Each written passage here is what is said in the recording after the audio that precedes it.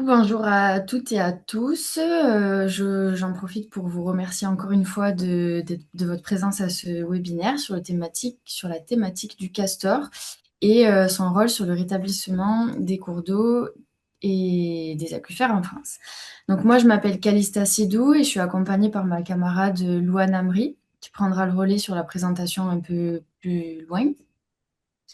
Nous sommes étudiantes dans le cursus master en ingénierie des ressources en eau et environnement de l'Université d'Avignon et nous le suivons en parallèle du master en hydrogéologie, sol et environnement.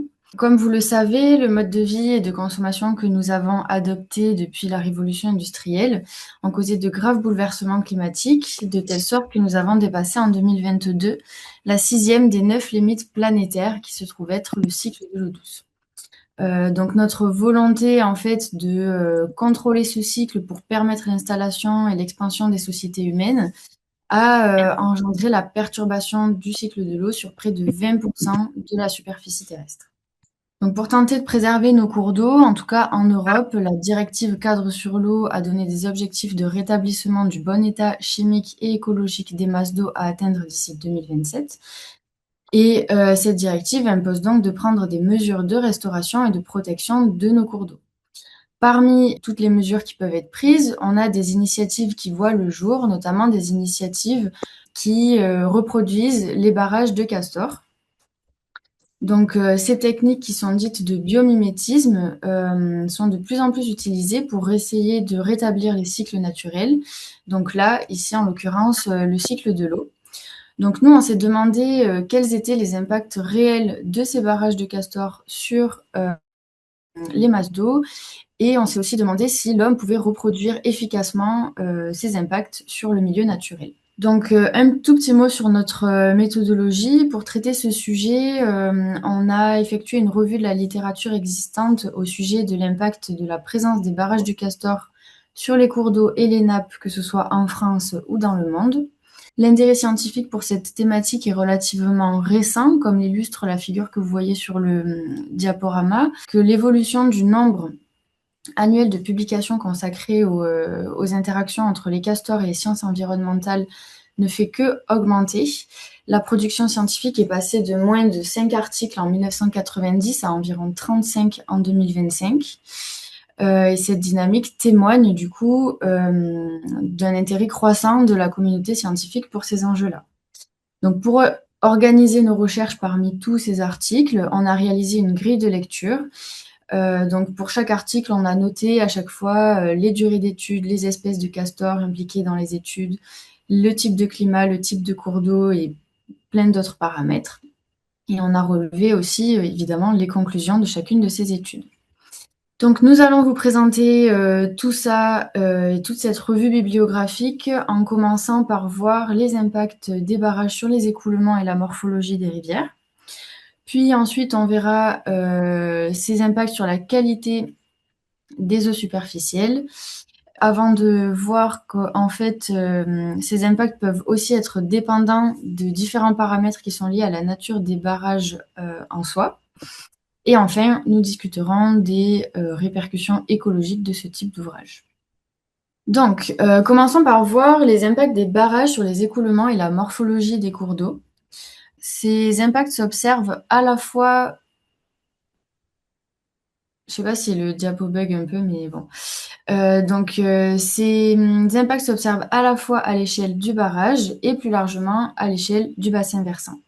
Donc tout d'abord à l'échelle du barrage, comme le montre la review de Brasier et al. En 2020, la présence de castors et leur barrage provoque le ralentissement des écoulements et une montée substantielle du niveau de l'eau à l'amont de ces barrages, qui va dépendre de leur taille, de leur occupation par les castors et aussi de l'état initial hydromorphologique du secteur.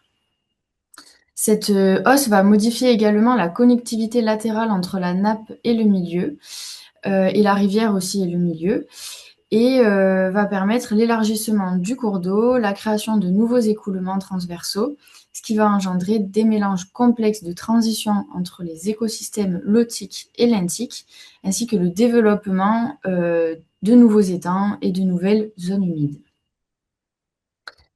Donc l'augmentation des niveaux des rivières va provoquer aussi la montée des niveaux piézométriques de la nappe d'accompagnement sur environ 18 cm, voire jusqu'à 1 mètre en fonction des études et comme je viens de le dire un petit peu des types de barrages, etc.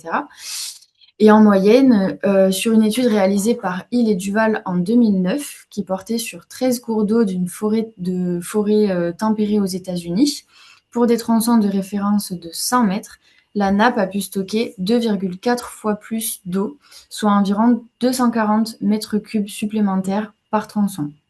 Donc voilà, c'est pas négligeable.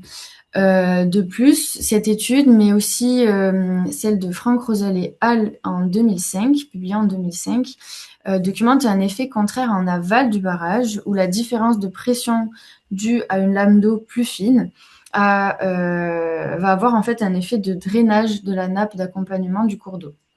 Donc ces niveaux qui sont stabilisés tout au long de l'année en amont du barrage, qui permettent du coup la recharge de la nappe et l'augmentation des stocks, et le phénomène de drainage un petit peu plus en aval des barrages vont faire en fait que ces barrages de castor seront des allées pour le maintien des nappes au moment de l'étiage. Ensuite, plus largement, à l'échelle du bassin versant, le ralentissement des flux va engendrer la modification du système fluvial continu en un système discontinu. Donc la diminution de la vitesse va permettre l'accumulation des sédiments, surtout dans les cours d'eau qui sont d'ordre assez faible. La morphologie de la rivière va ainsi être modifiée par l'élévation du lit en amont, ce qui va éviter l'incision du chenal, qui elle-même est à risque de déconnexion avec la plaine alluviale.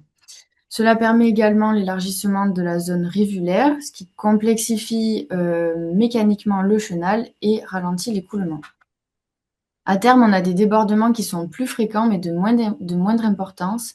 On a de nouvelles zones de retenue, des méandres, des bras morts, etc.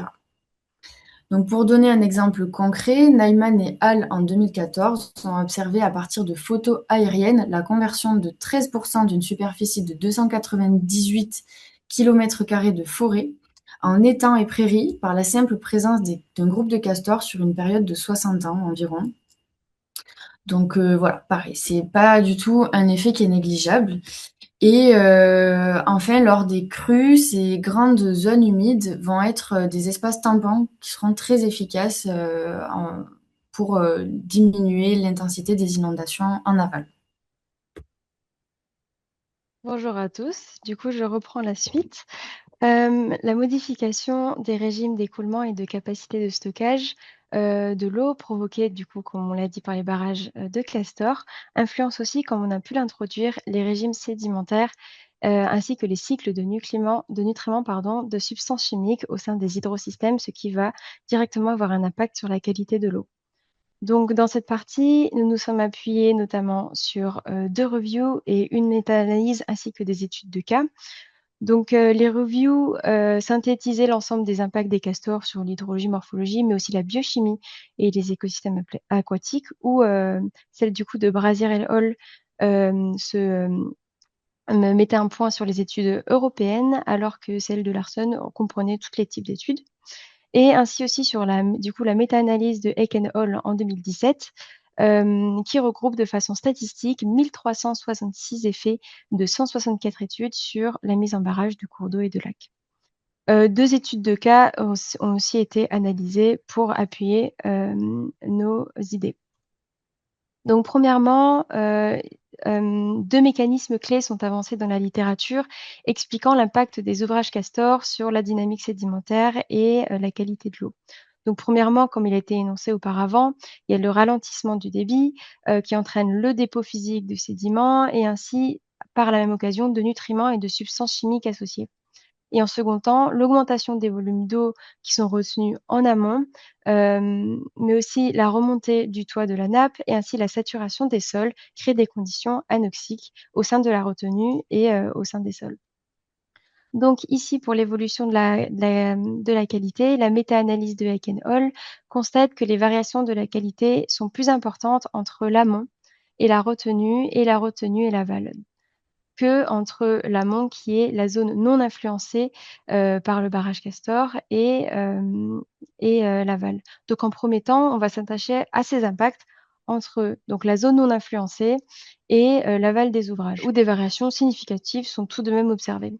Donc le graphique ici sur lequel on s'est appuyé reprend les ratios de moyenne de chaque paramètre analysé ainsi que leur intervalle de confiance. Donc il est tiré de la méta-analyse de Aiken Hall, et on peut noter aussi que la review de Brazier et Hall aboutit à des conclusions similaires. On observe du coup notamment une augmentation en aval de la température, des matières organiques en suspension, du carbone en suspension, du carbone organique total, des concentrations aussi de mercure, de méthylmercure et d'autres éléments chimiques. On a à contrario constaté la diminution en aval de la concentration en oxygène dissous, mais aussi en carbone organique dissous. Et dans la méta-analyse, les concentrations en nitrate et en azote et en phosphore ne montrent pas de tendance systématique entre l'amont et l'aval sur l'ensemble des études traitées. Pour comprendre ces résultats, il faut se concentrer sur la divergence entre l'amont et la retenue et l'aval. Donc l'un des effets notables du barrage Castor est la diminution de l'oxygène dissous et du carbone organique de l'amont vers la retenue et ensuite de la retenue vers l'aval. Donc avec souvent du coup une concentration plus importante entre l'amont et la retenue. En effet, donc la complexification du chenal qui est permise par le ralentissement de l'eau entraîne le dépôt de sédiments, donc soit de sédiments fins, mais aussi de sédiments organiques, qui stimulent l'activité microbienne au sein de ces retenues et notamment qui engendrent la consommation d'oxygène et de carbone organique dissous par les micro-organismes.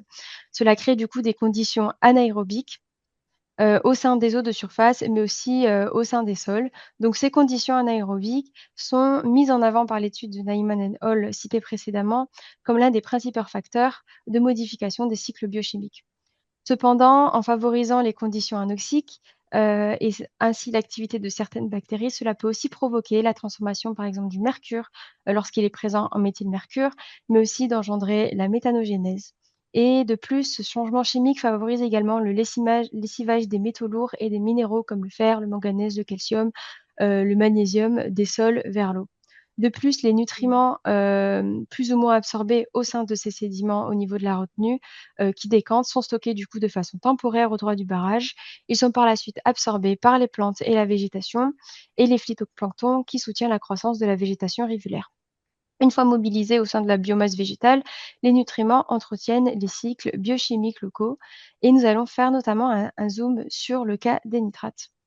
Donc, ces éléments provoquent notamment l'eutrophisation des milieux, la mortalité accrue des organismes aquatiques et est à l'origine de nombreux déclassements du bon état chimique des masses d'eau. Les nitrates peuvent être du coup d'origine naturelle en provenant de la décomposition de la matière organique ou bien de la minéralisation de l'azote organique du sol.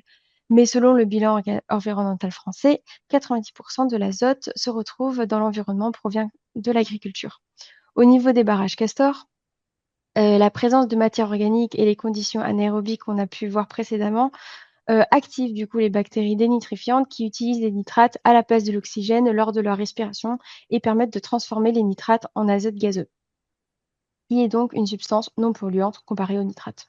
Donc cet effet a été documenté assez tôt, par exemple comme l'étude de Marret et Hall dans le Wyoming aux États-Unis, qui a démontré qu'il y avait une baisse de concentration à l'aval du barrage, que ce soit en période de hautes eaux, mais aussi en basses eaux. Et par la suite, il y a aussi l'étude de Lazar et Hall en 2015 et aux États-Unis toujours, qui convergent aussi dans ce sens et qui quantifient cette réduction qui est estimée entre 5 à 45% de diminution de nitrate en aval d'un bassin versant où les castors étaient présents pour construire des barrages. Ils ont également mesuré la dénitrification directe dans les sédiments.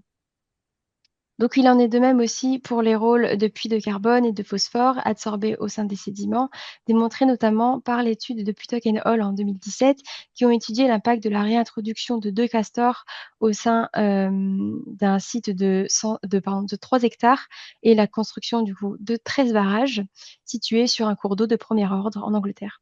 En effet, donc les concentrations de sédiments suspendus, d'azote oxydé et de phosphate étaient significativement plus basses entre l'amont et l'aval.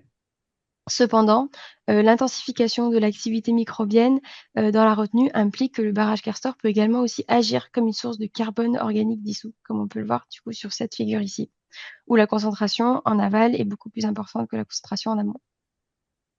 Il est à noter que dans cette étude-là, les castors, avaient été réintroduits sur un site en aval de 20 hectares de paysages agricoles intensifs et ainsi la corrélation suivante a pu être faite que plus les teneurs initiales sont élevées, plus l'effet d'épuration dans l'eau est significatif.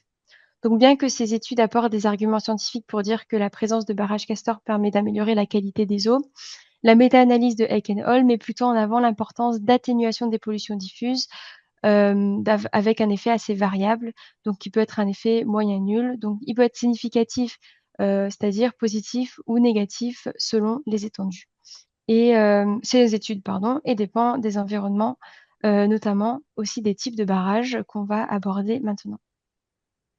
Donc pour parler des différents types de barrages, nous comparons en premier temps les impacts des barrages castors sur, les barrages qui sont dits naturels et ceux qui sont dits artificiels ou analogues et dans un second temps, le lien avec l'âge du barrage. Donc premièrement, les barrages artificiels comprennent les barrages dits analogues, donc qui imitent les barrages de type naturel. Nous avons aussi, qui sont compris dans les barrages artificiels, les seuils béton. Donc selon la méta-analyse de Heck et Hall dans laquelle, est tirée cette figure, a démontré que les barrages artificiels et naturels ont globalement les mêmes effets. Donc c'est-à-dire ce qu'on a évoqué précédemment sur la physico-chimie et la dynamique des écoulements, mais on peut remarquer des impacts différents. Donc premièrement sur le stockage du mercure ici, les concentrations en mercure dans l'eau augmentent à l'aval sur les 2 types de barrages. Donc comme on peut le voir ici, donc les triangles, c'est artificiel et les ronds, c'est les naturels. Donc c'est les impacts sont assez similaires. Par contre, pour le mercure qui est présent dans les organismes vivants, on remarque que, les barrages, artificiels ont un impact beaucoup plus important comparé aux barrages naturels. De plus, il est démontré que les barrages artificiels ont tendance à davantage retenir le phosphore ici que, le barrage Castor. Mélinga. Donc pour comprendre, ces résultats, l'âge du barrage peut aussi avoir un effet sur leur concentration. Donc en effet, un barrage qui va être plus jeune, donc inférieur à 10 ans, va, de par sa mise en place, favoriser l'activité bactérienne et libérer beaucoup plus de phosphore, comme on peut le voir sur cette formule ici, sur cette figure ici, pardon, et mais aussi plus de méthylmercure. Et puis avec le temps, on voit que le système va tendre à un équilibre d'émissions et de ces espèces chimiques et du coup émettre beaucoup moins, voire retenir et du coup et diminuer la concentration en aval, sous réserve bien sûr que le barrage soit occupé et entretenu par le ou les castors.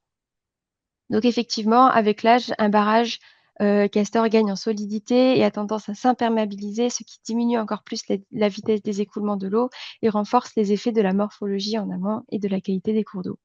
Donc la figure illustre les effets de ratio, de concentration de phosphore entre l'amont et l'aval, donc plus importante, comme on l'a dit, sur un barrage naturel jeune en comparaison à un barrage, artificiel jeune. Du coup, avec l'âge, le phosphore tend à être stocké. Donc, les conditions environnementales et le type et l'âge de barrage conditionnent les effets sur les hydrosystèmes. Un dernier point que nous avons abordé, c'est les impacts écologiques.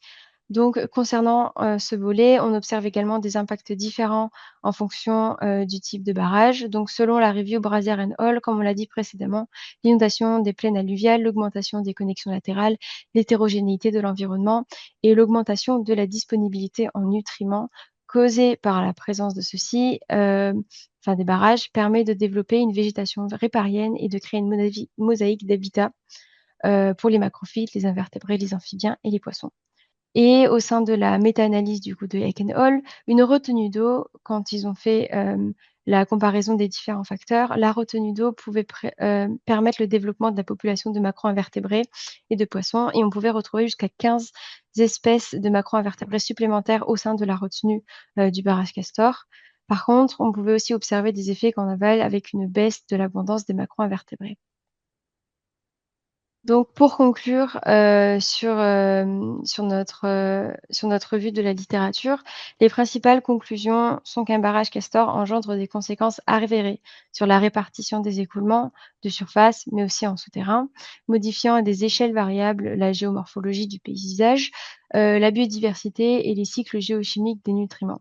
Donc le milieu en aval va notamment se complexifier par la diminution des débits, la création, comme on l'a dit, de successions d'écosystèmes lentichélotiques. Ça va permettre de recharger les nappes, de stabiliser les niveaux, en créant des refuges hydrologiques et de favoriser, la résilience des milieux.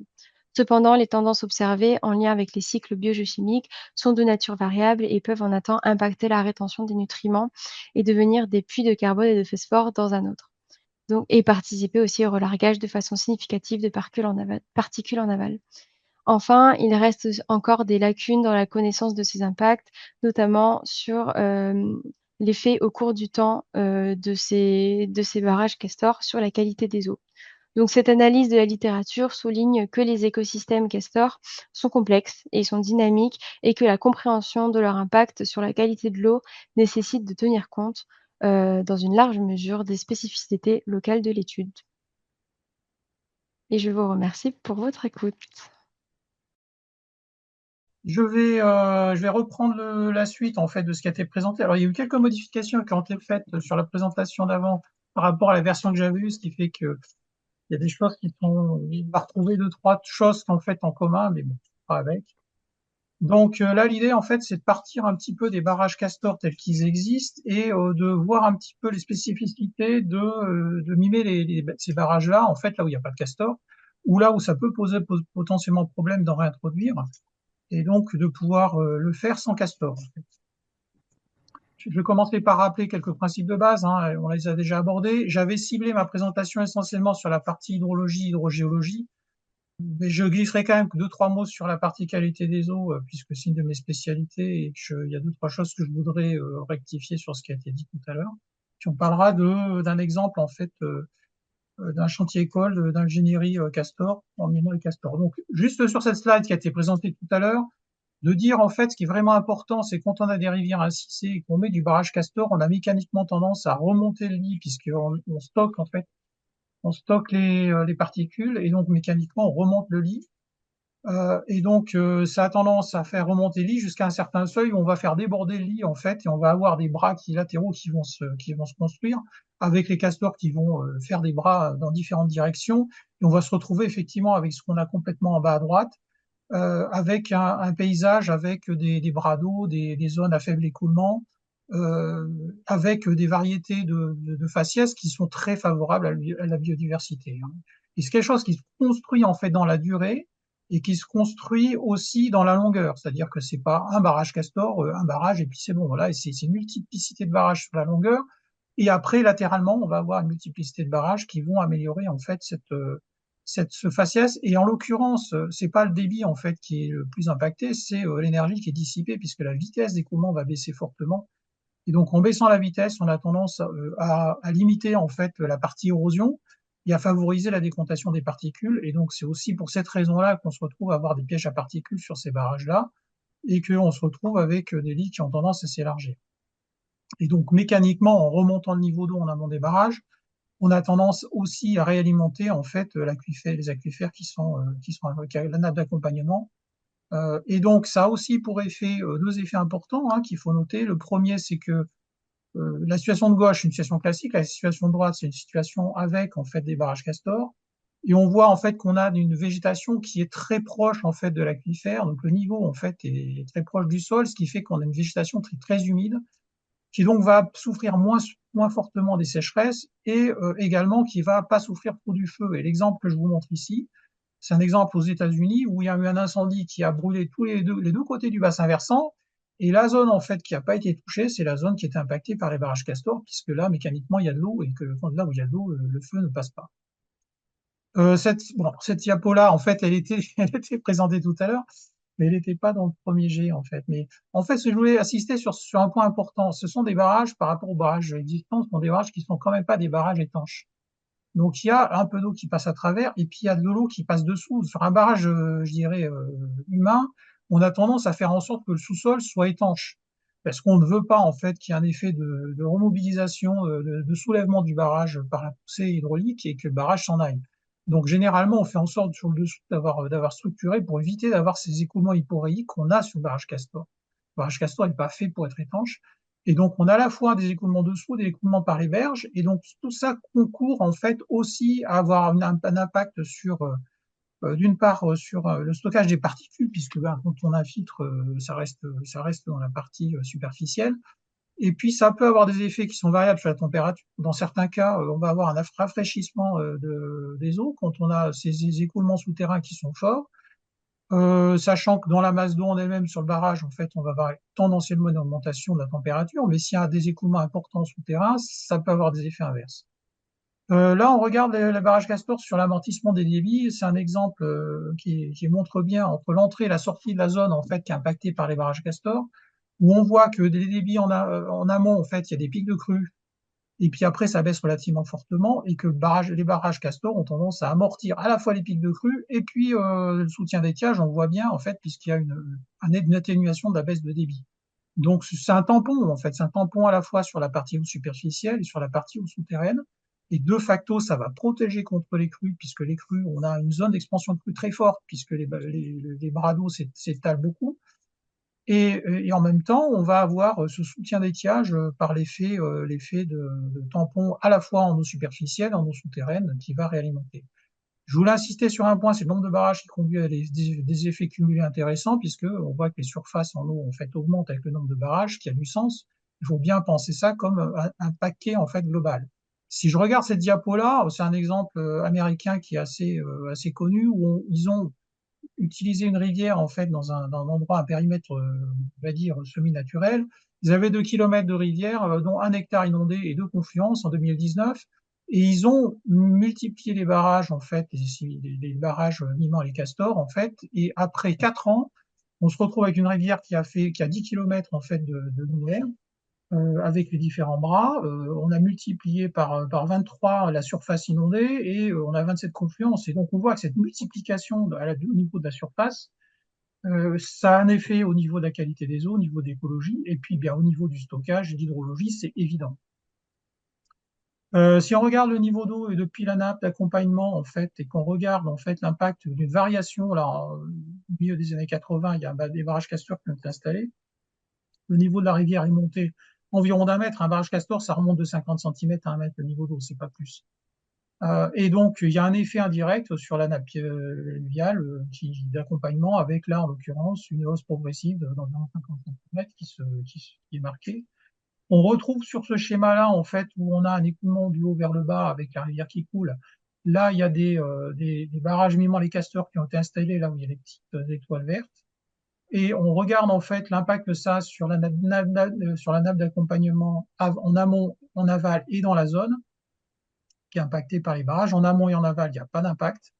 On a une variation de niveau qui est à peu près stable. Et dans la zone où il y a les barrages Castor, on voit que la nappe a tendance à remonter progressivement, d'en gros d'une cinquantaine de centimètres. Et donc, on voit effectivement cet effet en fait, de stockage en fait, dans la nappe d'accompagnement. Si on regarde cet autre exemple-là, ils ont installé un barrage Castor à ce moment-là. Le débit entrant et sortant de la zone avant le barrage Castor était identique puisqu'il n'y avait rien qui s'y passait. Et puis d'un coup, donc, on a un abaissement brutal en fait du débit sortant. Le débit d'entrée reste à peu près stable. Et donc mécaniquement, ils ont calculé en fait le volume qui était stocké dans ce cas précis, évalué à 230 mètres cubes par hectare en fait, et donc qui permet d'avoir effectivement ce tampon avec ici un total de 3700 mètres cubes stockés qui était potentiellement remobilisable en cas de période sèche. Juste un point sur la partie qualité des eaux, puisque je vais revenir sur 2, 3 choses qui ont été dites. Alors, mécaniquement, dès qu'on fait un barrage, c'est un piège à particules. Hein, que ce soit un barrage naturel ou artificiel ou de castor, c'est un piège à particules. Après, ça va beaucoup dépendre de la profondeur. Les barrages castor sont des barrages peu profonds. Donc, en théorie, on n'a pas d'anoxyde ni d'anaérobie dans la partie aérienne de l'eau, puisque c'est des barrages qui vont faire 1 mètre maximum de profondeur. Donc, ce qui a été dit tout à l'heure, je devrais revenir un peu dessus. L'anaérobie, on va l'avoir éventuellement dans la partie sédiment, mais on ne l'aura pas dans la fraction eau. Or, par rapport au phosphore, en fait, ce qui se passe, c'est que le phosphore, il s'absorbe mécaniquement sur les particules, puisqu'il est sous forme d'orthophosphate.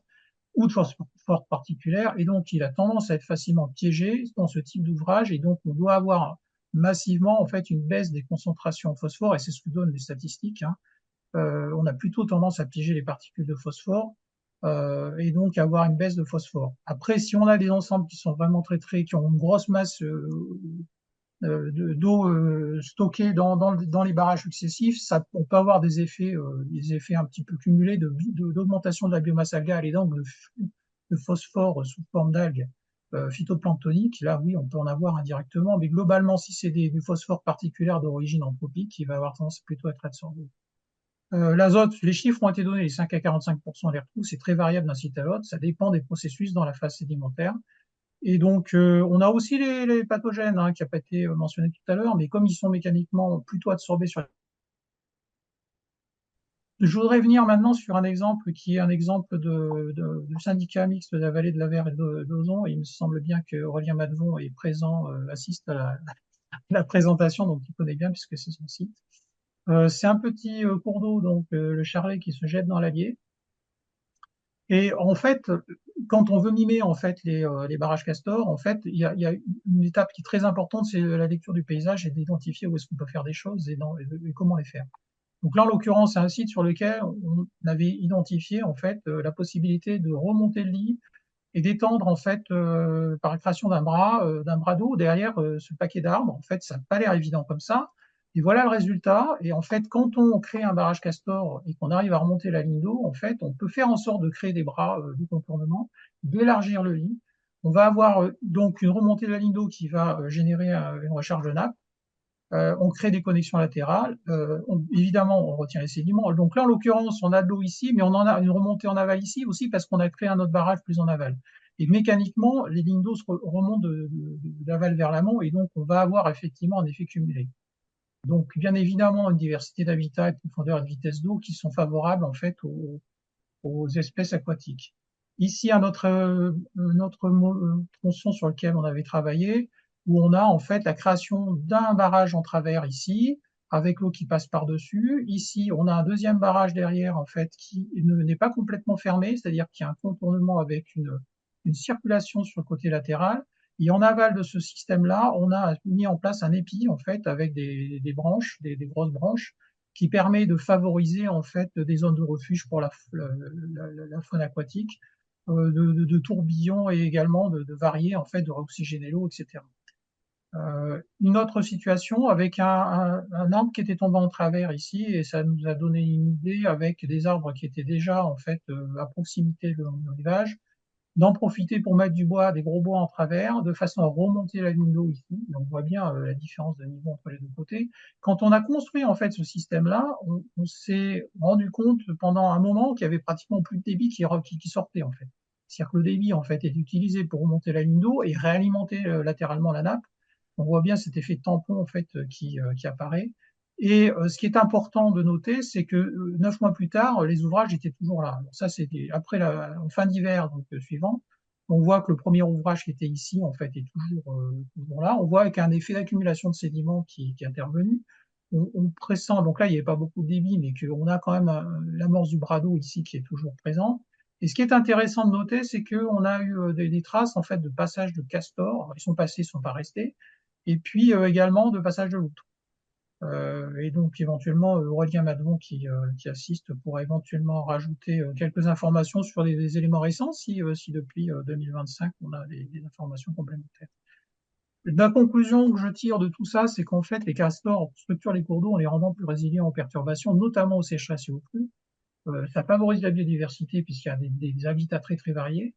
Et donc, ça rend des services écosystémiques très importants avec réalimentation de nappes, les hausses de biodiversité, des refuges et des soutiens d'étiage en période estivale. Avec le changement climatique, c'est un vrai atout en fait à développer. Et donc, les castors, ils reviennent progressivement sur la France, mais ils sont quand même limités à certains périmètres. Et donc, on peut mimer en fait leur ingénierie. Alors, évidemment, on ne va pas le faire sur des fleuves comme la Loire, le Rhône ou la Garonne ou la Seine, mais par contre, sur des rivières de petite et moyenne taille, dans des environnements qui sont, alors pas en dessous enfin plutôt en dessous de 1000 mètres d'altitude, parce que bien évidemment, en haute montagne, on ne pourra pas le faire, Mais on peut structurer des choses et avec des effets qui, en plus, sont très intéressants parce que ça coûte pas très cher. On n'a pas besoin d'engins mécanisés, donc on détruit pas le sol en le tassant. Et c'est quelque chose qui se fait par touches successives, qui est adaptatif et qui peut être évolutif dans le temps. C'est-à-dire que ça peut être réversible. On peut dire, bah tiens, on va modifier, on va remettre un ici, on va déplacer celui-là. C'est quelque chose d'assez rapide en fait, et c'est très très très adaptable. Juste un dernier point que je vous présente ici pour conclure, c'est l'intérêt économique.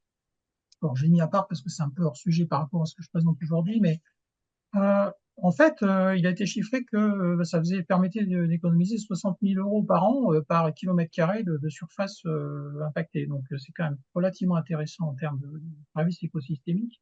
Et pour le clin d'œil, les castors en fait sont intervenus sur une ville tchèque où les habitants se déchiraient pour construire ou pas un barrage. Et les castors sont arrivés, ils ont construit leur barrage, en fait, sans demander l'avis à personne. Et du coup, en 24 heures, ils se sont retrouvés à régler le problème puisqu'ils ont construit un barrage là où les autres envisageaient d'en mettre un. Et ils ont fait que 1 million d'euros d'économie puisqu'ils n'ont pas besoin de le construire. Donc, voilà ce que je voulais vous partager. Merci à vous pour ces présentations très claires. Oui, moi je voulais dire un mot et peut-être vous donner quelques points de vue par rapport à l'expérience qu'on commence à avoir. Alors là, ce sera moins sur les castors eux-mêmes que sur la mise en œuvre de techniques inspirées des castors, là, comme a pu le présenter Michel. En fait, on a une dizaine de sites sur le bassin du Rhône, dans l'ex-région Rhône-Alpes, où il y a un certain nombre de collectivités locales, en fait, de gestionnaires d'espaces naturels sensibles, qui sont investis justement pour arriver à réhydrater ces milieux, et pour un certain nombre milieux en souffrance, hein, où on avait des cours d'eau en fait très linéaires, avec vraiment très peu de lignes d'eau, vraiment des habitats peu favorables à la faune aquatique. Et il y a un très bel exemple qui avait démarré il y a à peu près, je dirais, 6 ans, hein, pas plus. Donc directement à l'est de Valence, hein, c'est sur deux cours d'eau qui s'appellent la Lierne et la Véore. Donc c'est des cours d'eau qui naissent au pied du Vercors et qui passent dans les alluvions anciennes de cette plaine de Valence. Petit à petit, par petites touches, et en s'inspirant de ce qu'avaient pu faire les Américains, hein, puisque, comme l'a dit Michel, ces mises en œuvre et puis cette approche en fait, hein, de mimétisme avec le castor est plutôt née chez eux. Donc ils sont parvenus à des résultats assez extraordinaires, d'autant plus qu'on est sur des cours d'eau qui sont issus de sources karstiques et en fait qu'on a des précipitations de tuf sur ces barrages. Donc en fait une consolidation assez rapide. Et puis des niveaux, des escaliers quelque part, qui parfois sont de l'ordre du mètre. Et donc latéralement, on a également des effets sur la nappe. Alors effets sur la nappe aujourd'hui qu'on a un petit peu du mal à appréhender, mais donc il y a des implantations de piézomètres là qui sont en cours pour justement être en capacité, dans un deuxième temps, de pouvoir mieux évaluer en fait ce bénéfice aussi du stockage en nappe. Donc, ce qu'on a aussi comme autre exemple, là, on est plutôt sur de la réhabilitation de zones humides, hein, où on a un certain nombre de gestionnaires qui interviennent avec ces techniques mimétiques Castor pour arriver à rehausser donc des niveaux, alors souvent de chenaux, hein, qui au départ étaient des chenaux de drainage dans ces marais, hein, puisque c'était un frein pour l'agriculture. Et donc là, à l'inverse, on va rehausser les niveaux dans les canaux, pardon, et puis donc arriver à réhydrater aussi donc latéralement ces marais et marais qui se retrouvent en eau sur un certain nombre de mois supplémentaires par rapport à des situations qu'on pouvait vivre avant. Alors là-dessus, il y a également des piézomètres qui souvent étaient déjà en place et donc on a une bonne vision de ce qui a pu se passer. Donc en revanche, on est sur des substrats plutôt de type tourbeux avec parfois un petit peu plus de sédiments type sableux ou gravier, mais on est souvent sur des environnements peu favorables en fait pour qu'on ait de véritables nappes. Et ce qu'on peut voir aussi sur certaines opérations, alors ça c'est plutôt sur le Rhône, amont de Lyon, on va dire à une cinquantaine de kilomètres, C'est qu'en fait, le fait d'avoir ce mimétisme avec les castors et puis le fait de réhydrater donc ces secteurs de rivière et de favoriser donc des chenaux multiples, fait en sorte que le castor il retrouve en fait des conditions qui sont favorables. Je crois que c'était expliqué aussi dans une des diapos juste avant pour pouvoir se réimplanter. Donc on a parfois des nouveaux ouvrages finalement castor écrits par l'animal lui-même qui viennent en complément de ce qui avait pu être fait par l'homme. Et comme l'a dit Michel, c'est vraiment des techniques manuelles, on va dire, hein. C'est la main de l'homme et l'outil donc qui permet d'avoir ces réalisations pour des coûts donc extrêmement limités.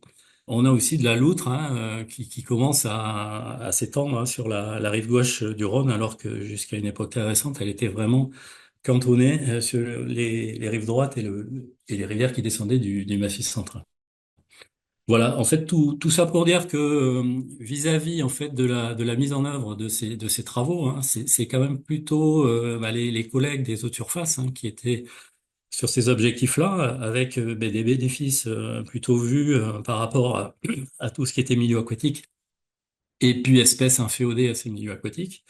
Mais clairement, on voit aussi qu'il y a ces bénéfices sur la nappe, et jusqu'à présent, moi je fais le constat que les hydrogéologues sont peu présents sur ces opérations, alors que je pense qu'on a vraiment des choses à apporter aussi, et on devrait avoir aussi beaucoup d'intérêt dans ces techniques qui se basent finalement sur des processus naturels ou ce que crée la nature elle-même.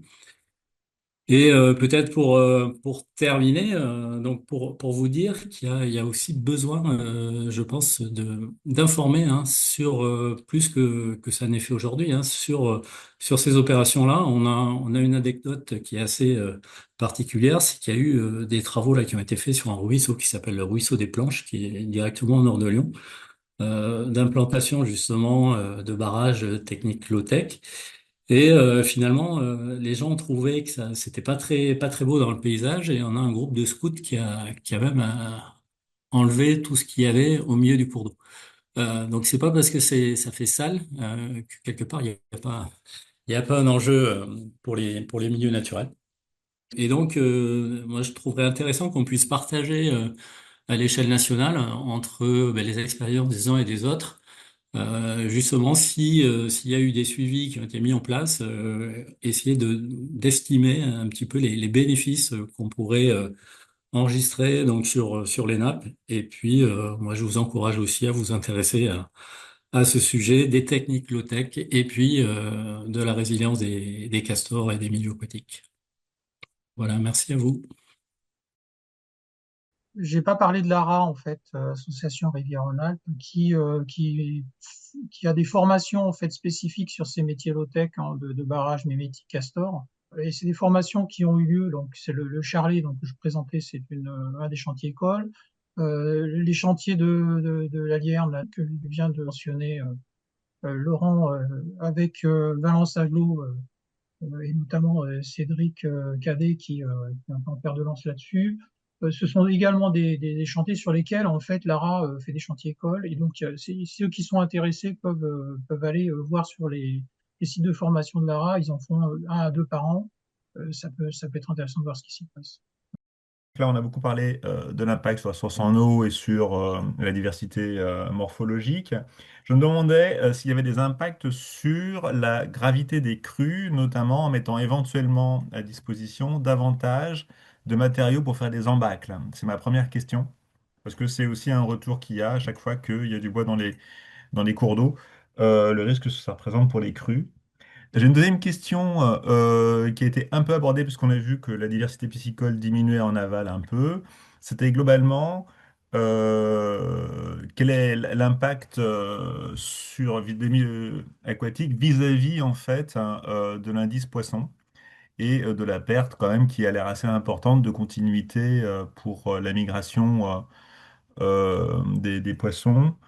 Et donc finalement, peut-être qu'on a des indicateurs en plus en moins. Quel est le bilan global?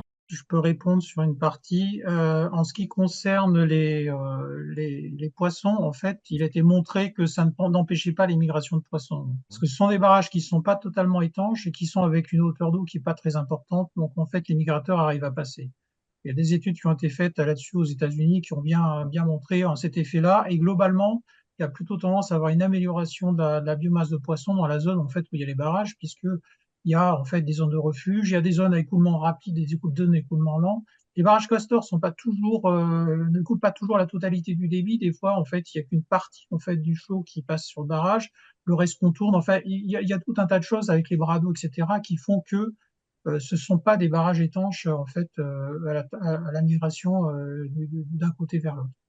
En Par ce les qui truites, par exemple? ben, les truites, ça les impacte pas négativement parce que elles arrivent en fait. Alors, ça dépend en fait faut faire quand même du cas par cas, mais en tout cas, il n'y a pas eu d'impact négatif fort en ce qui concerne les truites. Les truites, elles ont besoin de chercher des refuges thermiques et des refuges donc en fait, les refuges, elles en ont en fait dans les zones de barrage Castor puisqu'il y a des variations thermiques importantes en fait en fonction des bras d'eau, des secteurs qui sont très variés au niveau thermique. Il y a des endroits où ils peuvent se cacher, etc. Donc je pense que ça c'est plutôt favorable globalement en fait aux truites. Après, ça dépend peut-être des cours d'eau. J'aurais peut-être pas la même appréciation du karstique dans un milieu différent, donc il faut faire du cas par cas. Pour compléter, ce que je peux dire, c'est qu'aujourd'hui, effectivement, il y a les fédérations de pêche là, qui sont quand même très attentives à tous ces travaux en rivière et qui se posent de vraies questions et qui sont un frein sur certains cours d'eau hein, à ce qu'on développe encore justement ces nouveaux ouvrages. Mais comme l'a dit Michel, hein, on n'est pas justement sur des barrages qui empêchent tout à fait la migration donc des espèces aquatiques.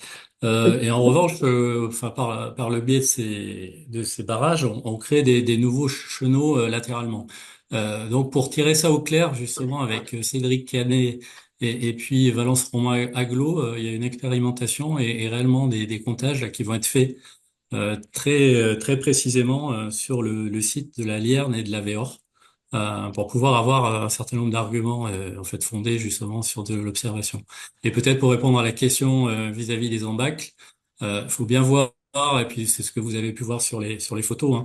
Hein, on est quand même sur des calibres en fait de végétaux hein, qui sont tout à fait réduits. Et ce que montre en fait un certain nombre de spécialistes aujourd'hui de tout ce qui est gestion des embâcles, c'est qu'en fait, quand on a ces gros phénomènes de crues considérables, par rapport en fait à tout le bois flotté, on a une grande proportion en fait qui sont des arbres vivants en fait qui ont été arrachés par la crue elle-même. Donc quelque part, en fait, aujourd'hui, on voit pas trop de soucis par rapport à ça. C'est qu'on est sur des petits bois en fait. C'est pas ceux-là qui posent problème en fait lors des crues. Déjà sur la crue moyenne en fait, elles ont tendance à être vachement très amorties parce que comme il y a une dispersion latérale en fait, les vitesses d'écoulement sont plus faibles et de facto ça va avoir moins tendance à éroder les gros arbres en fait sur les berges. Donc quelque part ça protège peut-être plus contre les grosses érosions d'arbres que dans un cours d'eau qui serait dans un lit mineur très étroit et qui, au moment où il se met à se répandre, à ce moment-là, va arracher tout ce qui est en rivulaire. Au niveau écologique, en fait, ça améliore de manière forte. Hein. Il t'est parlé tout à l'heure des invertébrés. En fait, la qualité des invertébrés, parce que c'est pas forcément uniquement la quantité qu'il faut regarder, hein, c'est la qualité des espèces et les indices biotiques, en fait, sont favorisés. C'est-à-dire qu'on a des études, notamment, il me semble qu'en Suisse, il y a eu un suivi qui a été fait. Ils ont montré qu'il y avait une amélioration très importante, en fait, sur les invertébrés benthiques, par exemple. Donc, je pense que la qualité du milieu s'améliore, en fait, par rapport à ce qu'on aurait sur une rivière classique, je dirais, à une mineure réduit. De par les échanges qu'on peut avoir, les variétés de faciès, ça va de facto, de toute façon, améliorer la biodiversité. Et la biodiversité à la fois rivulaire et aquatique. Et les deux sont en partie liés l'une à l'autre, c'est-à-dire qu'il y a des espèces de poissons qui ont besoin d'avoir en fait des sources alimentaires, insectes, etc., qui sont dépendantes en fait de ce qu'il y a sur les berges. Donc tout est lié dans cette affaire. Et le fait qu'on ait en fait une géomorphologie en fait du lit qui redevient entre guillemets naturelle quelque part, en fait elle est pas, il n'y a pas une érosion de berge et du fond qui laisse un fond avec sans matelas alluvial. Et donc ça aussi, c'est un système qui favorise en fait la biodiversité forte au niveau aquatique. Par rapport à cette question sur l'hydrobiologie, donc à l'agence, on a systématiquement un certain nombre de sites hein, qui sont retenus justement pour suivre les effets des opérations de renaturation. Donc là, mes collègues m'ont dit qu'on était encore trop juste en fait hein, par rapport à la durée du suivi dont on dispose. Mais il y a plusieurs sites là qui ont été instrumentés. Et donc je pense que d'ici 2 ou 3 ans, on aura vraiment des éléments précis. Moi, j'avais plutôt une remarque ou un point de vigilance sur peut-être le risque d'amalgame entre les barrages Castor et les barrages artificiels. Et c'est vrai que quand on cite les effets positifs communs des deux types de barrages artificiels ou naturels, il faut peut-être pas oublier les autres avantages qu'a l'effet Castor, quoi. Moi, je suis dans un département hein, où les cours d'eau, avec le remembrement, etc., et l'air du drainage qui est bien décrit dans certains ouvrages où il y a certains cours d'eau qui sont très très fortement rectifiés, modifiés, incisés avec des barrages artificiels, des clapets ou des seuils de moulins historiques, voilà, qui ont généré un dérèglement général qui est très impactant, tous les sur tout compartiment, sans parler d'évaporation, de conduite à des ruptures d'écoulement, etc. Donc, je pense que c'est vraiment important de mettre aussi en avant les autres effets positifs qu'on ne va pas avoir dans ce type de contexte, voire peut-être même l'applicabilité de l'effet Castor sur des zones très très très très impactées, quoi. Tous les avantages liés à la divagation du cours d'eau, quelque part à l'inondabilité du lit majeur est déterminante, et sa végétalisation et peut venir aussi en concurrence, et c'est là où chez nous, c'est peut-être un peu difficilement adaptable avec les activités humaines qui sont à côté, en particulier agricoles, quand aujourd'hui, si la berge recule d'1 mètre, c'est le branle-bas de combat, quoi. Donc voilà, c'est une réaction que j'avais eue surtout à la présentation du premier exposé, de faire attention à pas, du coup, aussi donner des arguments à ceux qui souhaitent garder leurs barrages sur des cours d'eau incisés en disant, bah, nous, on nous dit que nos barrages sont pas bien et on dit que ceux des castors, ils sont très bien, alors que c'est pareil, quoi. Je rejoins exactement ce que tu dis, c'est-à-dire que pour moi, il n'y a pas de symétrie, c'est-à-dire qu'on n'est pas sur des choses qui ont les mêmes. Il y a une zone d'expansion latérale qu'on n'a pas du tout sur un barrage artificiel. On a une continuité longitudinale qu'on n'a pas sur un barrage artificiel et on a une profondeur qui n'est pas du tout la même. C'est-à-dire que dans un barrage artificiel, on va par exemple faire en sorte que les crues débordent pas, parce que sinon ça risque d'arracher ce qui tient les barrages sur les côtés. Donc on va en fait contingenter le flot dans le flux principal. On va faire en sorte d'avoir éventuellement des chasses pour chasser ce qu'il y a au fond si jamais c'est un vaste trou. On va pas gérer du tout de la même façon. C'est-à-dire qu'un barrage Castor, c'est un barrage qui fonctionne de manière très très naturelle, dans le sens où bah, s'il y a une petite crue qui arrache un bout, bah, ça va se refaire. C'est un truc évolutif. Un barrage artificiel, c'est total. On artificialise le cours d'eau en fait. Au niveau des espèces, c'est pas du tout pareil. Si on a des barrages qui sont profonds, on n'a pas du tout la même chose que sur un barrage qui fait 50 cm à 1 mètre de hauteur. Et donc on n'a pas du tout les mêmes effets. Et pour moi, c'est pas du tout similaire. Donc on parlait du franchissement des ouvrages. Un barrage en béton, si on n'a pas une passe à poissons, bah, les poissons vont pas remonter. Mais ça a aussi des effets, par exemple, sur des poissons qui sont pas migrateurs, qui vont pas pouvoir, en fait, par exemple, avoir des refuges thermiques. Sur un barrage classique, en fait, on va avoir une hausse de la température de surface et il n'y aura pas les effets tampons de la végétation rivulaire et du reste. Donc, c'est pas pareil. Je suis 100% d'accord.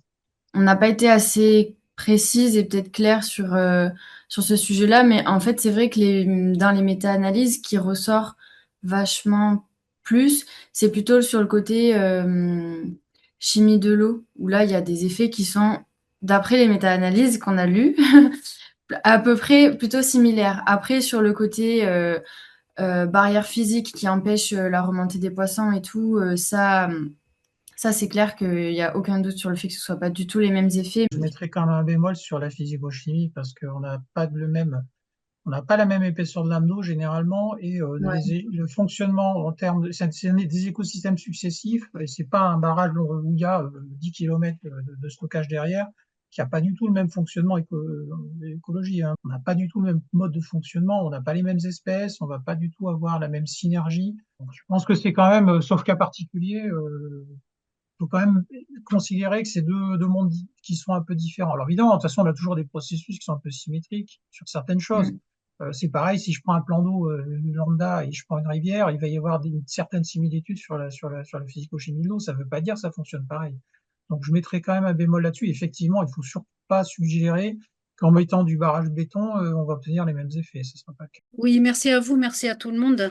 Donc moi, je travaille au parc régional des Grands Causses, donc sur l'aspect milieu naturel, faune, flore, et je connais bien le castor d'Europe pour avoir participé à sa réintroduction. Donc ça date pas d'hier, mais à parté, je suis très heureuse que le castor il recolonise notre pays et que maintenant il y a des barrages qui soient intitulés barrages castor.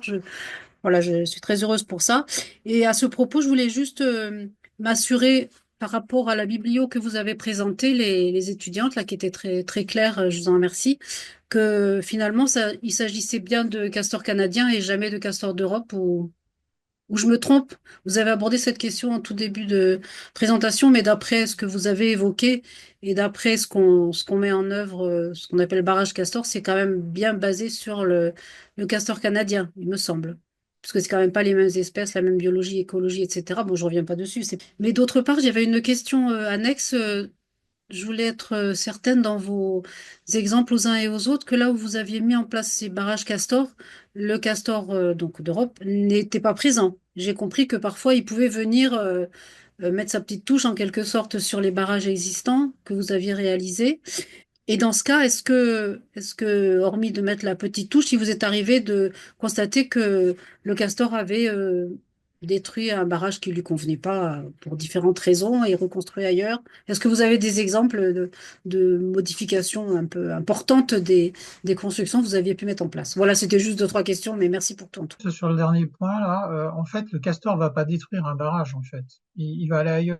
C'est-à-dire qu'il vient, si ça lui convient, en fait, il y a pas mal de paramètres dont ils vont avoir besoin pour dire je m'installe là. C'est-à-dire que le simple fait qu'ils viennent, en fait, sur un barrage, entre guillemets, mimant les castors, ça veut dire qu'il voit un intérêt et qu'il se pose la question. Il n'est pas resté, en l'occurrence, sur celui que je présentais. Et ça ne veut pas dire qu'il va pas revenir à d'autres moments. En fait, ils cherchent en fait des sites. Ils ont besoin d'avoir des pousses sur les côtés qui puissent. Ils ont besoin d'alimentation. Ils ont besoin de pouvoir structurer leur barrage. Ils ont besoin d'un contexte qui leur soit favorable. Donc, ils vont explorer. Si jamais ça leur convient pas, ils vont pas détruire le barrage. Hein, ils vont simplement changer d'endroit. Ils vont aller voir ailleurs. Hein. Beaucoup de choses qui ont été faites de longue date aux États-Unis. Enfin, et par contre, c'est vrai qu'en France, on est parti très loin. Hein. Début XXe siècle, il y avait pratiquement plus de castors. D'ailleurs, on a repeuplé en fait à partir de 30 à 40 castors. En fait, donc en diversité génétique, c'est très limité actuellement. Il y a des études qui ont été faites. Il me semble avoir vu une étude en Pologne. Il y a deux, trois choses en Europe. Il y a des choses en Suisse qui ont été faites. Il y a quelques. Moi, j'ai un peu mixé en fonction de ce que je trouvais. Donc, je n'ai pas fait du spécifiquement américain, mais c'est vrai qu'il y a beaucoup de choses aux États-Unis. Si je peux rebondir sur la question, effectivement, quand on a fait le choix des critères, dans notre grille de lecture, on a pu relever un certain nombre d'études qui étaient effectivement basées sur le castor canadien, mais aussi un grand nombre d'études qui étaient basées sur le castor européen, notamment une des études, des points que j'ai présentés depuis Token Hall, qui était vraiment basée que sur des études européennes de castor européens. Les avantages de l'un et de l'autre, en fait, se recoupent quand même. C'est-à-dire qu'on a un peu la même Oui. façon, le même type d'avantages, protection contre les crues, contre la sécheresse, etc., sur la biodiversité. On retrouve un petit peu les mêmes tendances. Même si les espèces sont différentes, on a quand même des effets connexes. Le castor européen, finalement, il a été tellement chassé et extrait en fait de ces milieux de prédilection que finalement aujourd'hui il a tendance à faire des barrages dans des secteurs où justement on risque de moins les voir et où l'homme a moins de chances d'aller les détruire. Donc c'est vrai que par rapport en fait aux expériences et au suivi, je pense qu'on est quand même en fait sur un panel de sites qui est beaucoup plus faible en Europe qu'aux États-Unis. C'est peut-être ça le biais. Et puis peut-être vous citez une anecdote. Alors ça c'est sur une autre rivière, c'est à proximité de Lyon et là il n'y a pas eu de restauration low-tech. Hein, c'est les castors du Rhône qui remontent et qui recolonisent assez massivement le cours d'eau qui s'appelle l'Ozon. Et donc, il y avait eu des travaux sur une zone humide avec des élus, une Comcom là, qui était très volontaire pour restaurer cette zone humide. Et les élus ont souhaité construire un observatoire pour pouvoir justement bénéficier de ce petit milieu assez exceptionnel dans la banlieue de Lyon. Et sauf qu'il y a les castors qui sont allés faire un barrage 1 kilomètre à Laval à peu près, et ils ont fait ça sous un pont routier alors qui est vraiment très surbaissé. Et ce qui fait qu'on a réinondé globalement très largement au-delà de la zone humide. et qu'aujourd'hui, on n'a plus accès en fait à l'observatoire. Et les discussions avec les élus aujourd'hui, c'est de dire il faut absolument supprimer ce barrage parce qu'on perd tout le bénéfice de ce qu'on avait fait pour nos habitants pour profiter de la zone humide. Alors vous voyez où on en est. Et puis un petit peu plus à l'aval sur ce même cours d'eau, donc on a des maïsiculteurs en rive droite et aujourd'hui réellement, enfin, la tension monte assez fortement hein, avec l'association là, justement qui est investie sur la protection des castors et des milieux naturels. Et l'OFB, j'ai eu une discussion assez récemment avec eux, donc ils seraient prêts à prendre des mesures pour finalement exporter les castors à nouveau sur le Rhône pour qu'ils laissent les habitants tranquilles. Donc c'est vrai que c'est pas gagné par rapport à la reconquête des cours d'eau par les castors et il faut qu'on soit dans des situations finalement où il y a peu d'enjeux agricoles ou habitat à proximité, sinon ça compte beaucoup quand même. Peut-être deux choses pour compléter ce que tu viens de dire. Le premier point, c'est qu'en mimant les castors, on n'a pas les castors. Et donc, on peut choisir les endroits où on fait les opérations. Et donc, ça évite un petit peu de problème. Et deuxièmement, il existe des techniques en fait pour cohabiter avec les castors. C'est-à-dire qu'on peut faire en sorte de protéger, de mettre des prises d'eau, des bypasses, etc., qui évitent en fait, par exemple, que le niveau monte trop à l'amont et qui puisse pas en fait bloquer en fait.